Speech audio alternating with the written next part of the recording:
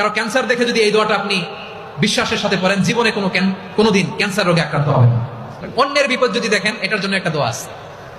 অনেক সময় আমরা দেখি হাসপাতালে ক্যান্সারের 3rd স্টেজে চলে গেছে, লোকটা হ্যাংলা হয়ে চিকন হয়ে হায়রে কি কষ্ট পায়, দেখি না?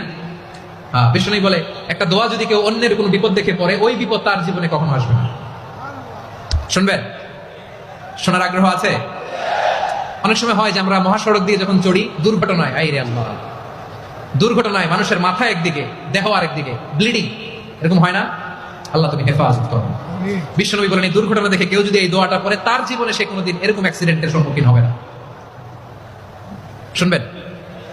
বিশ্বনবী বলেন অন্যের বিপদ দেখে কেউ যদি পড়ে, আলহামদুলিল্লাহিল্লাযী আফানি মিম্মা বাতালাকা বিহি ওয়া ফাদ্দালানি আলা কাসীরিন মিম্মান খালাকা তাফদীলা, মানে প্রশংসা সেই আল্লাহর যে আল্লাহ তাআলা তোমাকে যেই জিনিস দিয়ে পরীক্ষা করেছে, আমাকে ওইটা থেকে বাঁচিয়ে দিয়েছে।